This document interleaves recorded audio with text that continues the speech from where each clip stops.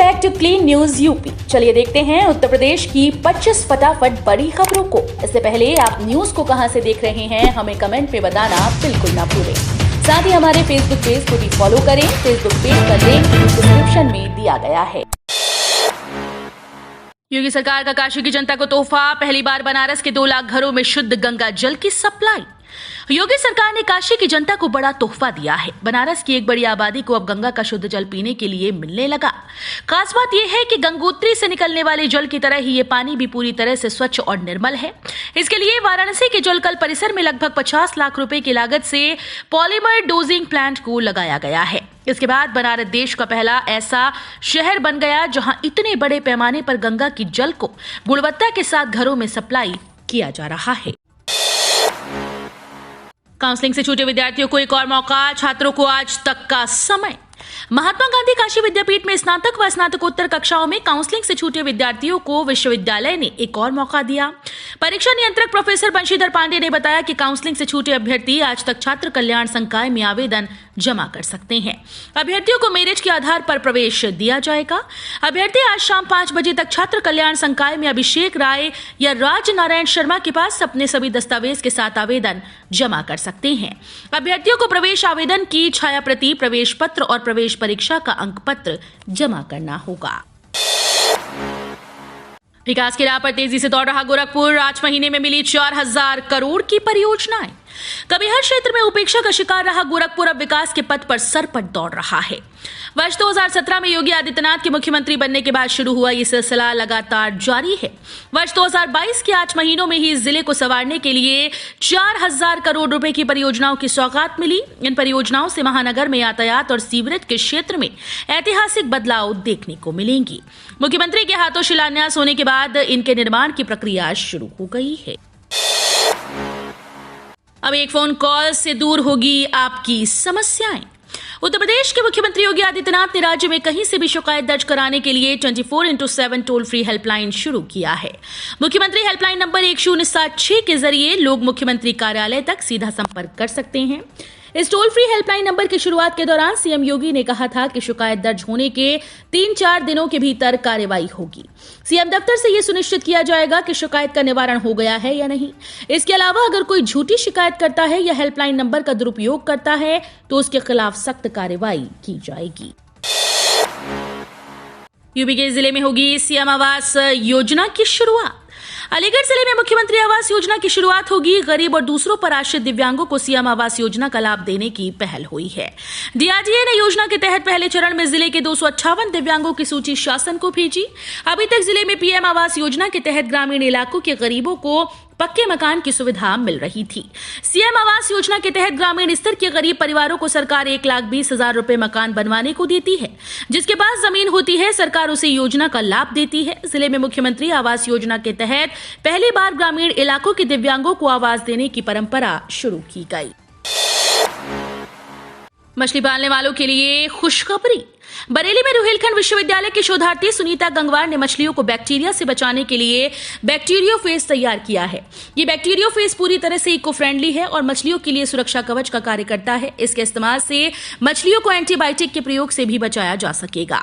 Aeromonas Hydrophila bacteria के कारण मछलियों में बैक्टीरियल हेमेरेंजिस सेप्टिसीमिया रोग हो जाता है। इस रोग के कारण मछलियों में घाव हो जाते हैं और उनसे खून रिसने लगता है। कई बार मछलियों की त्वचा उखड़ जाती है और उसमें मवाद पड़ जाता है। ऐसे रोगयुक्त मछलियों का सेवन करने से इंसान भी संक्रमित होते हैं। इस बीमारी से मछलियों को बचाने के लिए सुनीता ने लंबा शोध किया है। लखनऊ मुरादाबाद को पीछे छोड़ ये शहर बना यूपी में स्मार्ट सिटी।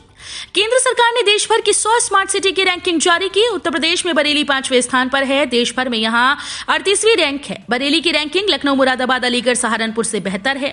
बरेली आए मुख्यमंत्री योगी आदित्यनाथ ने भी शहर को स्मार्ट बनने पर खूब तारीफ की। उत्तर प्रदेश के स्मार्ट सिटी की सूची में लगातार दूसरी बार बरेली 5वें स्थान पर बरकरार है। हालांकि पिछली बार के मुकाबले इस बार देश भर में रैंकिंग भी सुधरी।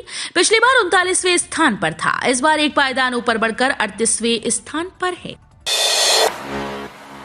यूपी के इन 6 जिलों में मेडिकल कॉलेज खोलने के लिए टेंडर जारी। उत्तर प्रदेश के जिलों में मेडिकल कॉलेज के लिए टेंडर जारी हो गई। योगी सरकार ने एक जिला एक मेडिकल कॉलेज के तहत 6 जिलों में पीपीपी मॉडल पर मेडिकल कॉलेज खोलने के लिए टेंडर जारी किए हैं।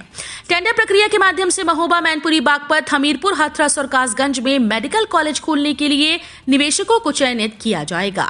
दरअसल केंद्र सरकार की वायबिलिटी गैप फंडिंग स्कीम के तहत 6 जिलों में मेडिकल कॉलेज खोलने की सैद्धांतिक सहमति दे दी गई है। यूपी के सभी जिलों के तहसीलों में स्थापित होंगे जैव ऊर्जा उद्यम, राज्य सरकार देगी जमीन। उत्तर प्रदेश के तहसीलों में जैव ऊर्जा उद्यम स्थापित होंगे, जिसके लिए राज्य सरकार जमीन देगी।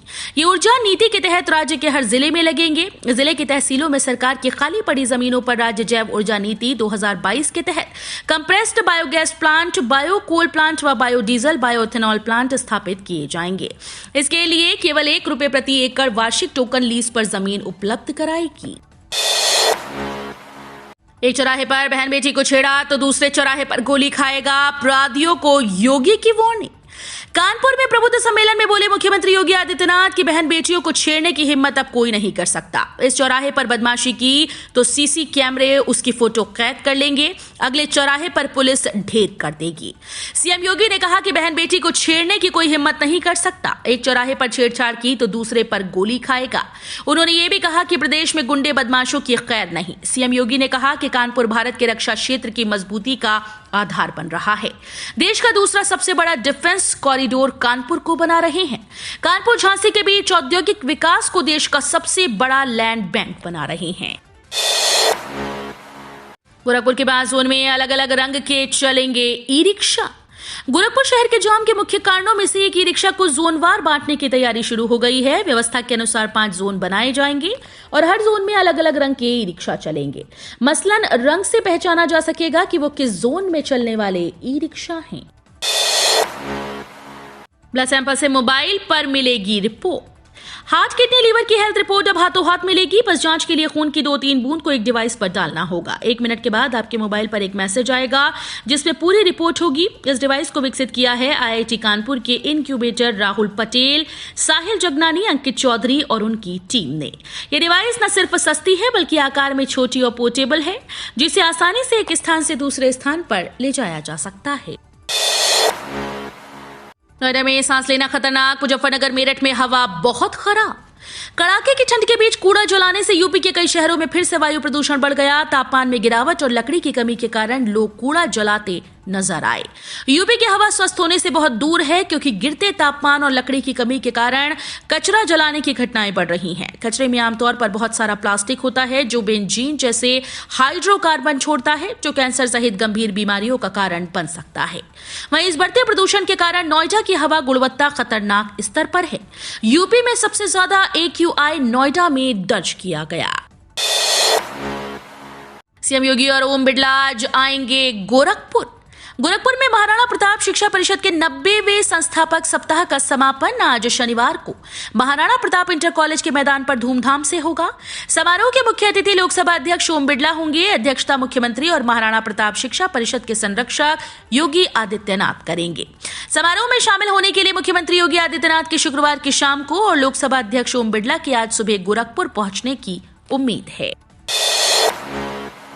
यूपी के शहर में सीएनजी संकट गहराया, कमी के कारण पंपों पर वाहनों की लगी कतारें। आगरा में सहाल की डिमांड बढ़ते ही सीएनजी की आपूर्ति का बैंड बज गया है। हजारों वाहन संचालक परेशान हैं। लोगों का कहना है कि पंप तो बड़ी तादाद में खुल गए, लेकिन मांग बढ़ते ही आपूर्ति का ढर्रा बिगड़ जाता है। आलम यह है कि एक पंप से दूसरे पंप तक जाने में काफी गैस बर्बाद होती है। सीएनजी की कार रखने वाले राजकुमार ने बताया कि अब शहर से बाहर निकलने पर पेट्रोल टैंक भी फुल कराना पड़ता है। पंपों पर गैस का प्रेशर कम रहने से बहुत ही कम मात्रा में गैस भर पाती है।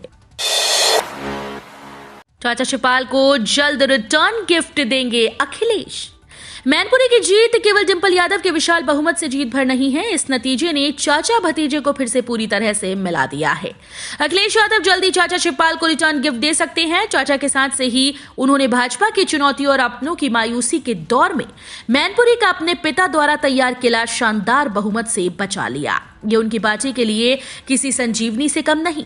मायूसी के दौर में सपा को मिली जीत का ये बूस्टर डोज उसके कार्यकर्ताओं को फिर से यूपी के मैदान में एकजुट होकर जूझने की ताकत दे सकता है।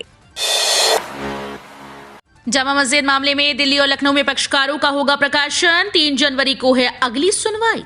जामा मस्जिद नीलकंठ महादेव मंदिर मामले में सिविल जज सीनियर डिवीजन के कोर्ट में सुनवाई हुई थी। बौद्ध धर्म की ओर से दिए गए आवेदन पर जामा मस्जिद इंतजामिया कमेटी की ओर से आपत्ति दायर की गई थी। कोर्ट ने 3 जनवरी की अगली तारीख लगा दी, लेकिन पक्षकारों का विवरण दिल्ली और लखनऊ में प्रकाशित कराने के लिए दिशा निर्देश जारी किया गया था। अगली सुनवाई पर बौद्ध धर्म की ओर से दिए गए आवेदन पर वादी पक्ष की ओर से आपत्ति दाखिल की जा सकती है। प्रत्येक पोलिंग स्टेशन पर लगेगी 4 मतदान कर्मियों की ड्यूटी। रिजर्व में रहेंगे 10%। नगरीय निकाय चुनाव की तिथियों की घोषणा सरकार के द्वारा भले अभी नहीं की गई हो, लेकिन इसके लिए तैयारियां जोर शोर से हर तरह से चल रही हैं। जिले में सकुशल चुनाव संपन्न कराने के लिए 8000 कर्मचारियों की डेटा फीडिंग प्रशासन के द्वारा कराई जा चुकी है। प्रत्येक पोलिंग स्टेशन पर 4 मतदान कर्मियों की ड्यूटी लगाई जाएगी, जबकि 10% रिजर्व में रहेंगे। जनपद की 2 नगर पालिकाओं और 8 नगर पंचायतों में निकाय चुनाव के लिए वार्ड्स के अलावा अध्यक्ष पद के लिए भी आरक्षण जारी कर दिया गया है। आईटीआर फाइल करने वालों के लिए खुशखबरी। आयकर विभाग ने शुरू की बड़ी सुविधा। अगर आप भी अपना आयकर रिटर्न नियमित रूप से भरते हैं तो और किसी कारणवश अपनी फाइलिंग पूरी नहीं कर पाए तो अब विभाग की ओर से इस संबंध में सूचना दी जा रही है। विभाग ऐसे लोगों को सूचना भेजकर बता रहा है कि उनकी फाइलिंग कहां अटकी है और कितना भरा गया है। गौरतलब है कि जो लोग इनकम टैक्स के दायरे में आते हैं उन्हें आईटीआर भरना अनिवार्य है। इसके तहत जिनकी आय सालाना 2.5 लाख रुपए से अधिक होती है उन्हें आयकर रिटर्न जरूर भरना चाहिए। आईटीआर दाखिल करना आवश्यक है। आयकर अधिनियम के तहत वरिष्ठ नागरिकों के लिए छूट की सीमा 3 लाख रुपए और अति वरिष्ठ नागरिकों के लिए 5 लाख रुपए तय की गई है। एडेड जूनियर हाई स्कूल से मिले रिक्त पदों में अंतर। 4 दर्जन जिलों के बीएसए से मांगा गया ब्यौरा। सहायता प्राप्त जूनियर हाई स्कूल्स में शिक्षकों की भर्ती से पहले बेसिक शिक्षा विभाग विभिन्न जिलों में रिक्त पदों के ब्यौरे का मिलान कर रहा है। इस क्रम में लगभग 4 दर्जन जिलों के बीएसए प्रधानाध्यापकों व शिक्षकों के रिक्त पदों का ब्यौरा मानकों के मुताबिक परीक्षण करके उपलब्ध कराने को कहा गया। इसके बाद प्रधानाध्यापक के 390 और शिक्षकों के 1507 पदों पर भर्ती का कार्यक्रम जारी करेगी। प्रयागराज जोन और सहारनपुर रेंज को मिलेगा नया मुखिया। जल्द जारी होगा आदेश। पुलिस महकमे में जल्दी एक बार फिर से फेरबदल होगा। इसके लिए कवायद शुरू हो गई। निकाय चुनाव से पहले ही इस कवायद को पूरा भी कर लिया जाएगा। प्रयागराज जोन के एडीजी प्रेम प्रकाश इसी 31 दिसंबर को कोऑपरेटिव सेल के डीजी जीएल मीणा और सहारनपुर रेंज के डीआईजी सुधीर कुमार सिंह 31 जनवरी को रिटायर हो रहे हैं। ऐसे में इन पदों पर नए अफसरों की तैनाती जरूरी है। सूत्रों का कहना है कि प्रयागराज जोन और सहारनपुर रेंज के लिए अधिक विकल्प हैं। प्रयागराज जोन में एडीजी की तैनाती से पहले सभी विकल्प और समीकरण पर गौर किया जा रहा है। सीएम योगी ने कहा वैश्विक उद्योग जगत के लिए बेहतरीन मंच होगा UP global investors summit. Uttar Pradesh के ईज ऑफ डूइंग बिजनेस और ईज ऑफ स्टार्टिंग बिजनेस के शानदार माहौल से प्रभावित ऑस्ट्रेलियाई निवेशकों के एक प्रतिनिधिमंडल ने शुक्रवार को मुख्यमंत्री योगी आदित्यनाथ से शिष्टाचार भेंट की। भेंट के दौरान औद्योगिक दल ने उत्तर प्रदेश में विविध सेक्टर्स में निवेश की संभावनाओं पर चर्चा की। उत्तर प्रदेश आगमन पर प्रतिनिधिमंडल का अभिनंदन करते हुए मुख्यमंत्री ने कहा कि यह अत्यंत सुखद है कि आज जबकि उत्तर प्रदेश का एक प्रतिनिधिमंडल जर्मनी में औद्योगिक जगत के प्रतिनिधियों निवेशकों के साथ साथ उत्तर प्रदेश में निवेश की संभावनाओं पर चर्चा कर रहा है। नगर निकायों में फिजूल खर्ची पर लगाम लगाने की तैयारी। खर्च, आमदनी और कामकाज का तैयार होगा ब्यौरा। नगर निकायों में आकस्मिक कार्य की आड़ में फिजूल खर्ची की शिकायतों को देखते हुए सरकार ने हर साल अलग अलग ब्यौरा तैयार कराने का फैसला किया। इसके लिए नगर विकास विभाग को निर्माण कार्यों के अलावा खर्च, वेतन भुगतान, अवस्थापना, विकास समेत अन्य कार्यों का विवरण देना होगा। इसके आधार पर ही वार्षिक पुस्तिका प्रकाशित की जाएगी। सूत्रों का कहना है कि ब्यौरे के आधार पर निकायों की आमदनी और खर्च का सत्यापन भी कराया जाएगा। कर्मचारियों की सेवानिवृत्ति आयु पर बड़ी अपडेट। बढ़कर हो सकते हैं 70 वर्ष। कर्मचारियों के लिए अच्छी खबर है। दरअसल उन्हें सेवानिवृत्ति आयु में वृद्धि का लाभ मिल सकता है। इसके अलावा कर्मचारियों द्वारा ग्रेच्युटी और मानदेय की भी मांग की जा रही है। सेवानिवृत्ति आयु 65 वर्ष से बढ़ाकर 70 वर्ष किए जाने की संभावना है। इसके अलावा उन्हें 4 लाख ग्रेच्युटी का भी लाभ मिल सकता है। आखिरी वनडे में आज बांग्लादेश से भिड़ेगी टीम इंडिया। भारत और बांग्लादेश के बीच 3 मैचेस की वनडे सीरीज का आखिरी मुकाबला आज 10 दिसंबर को खेला जाएगा। इस सीरीज में बांग्लादेश 2-0 का जय बढ़त बना चुकी है। दोनों टीम्स के बीच आखिरी वनडे मुकाबला चट्टग्राम में खेला जाएगा। इस वनडे मुकाबले में भारतीय टीम अपनी साख बचाने उतरेगी, तो वहीं बांग्लादेश की टीम सीरीज में क्लीन स्वीप कर इतिहास रचना चाहेगी। तो ये थी आज की 25 फटाफट बड़ी खबरें। अगर आपको न्यूज पसंद आई हो तो वीडियो को लाइक और शेयर जरूर करें। धन्यवाद।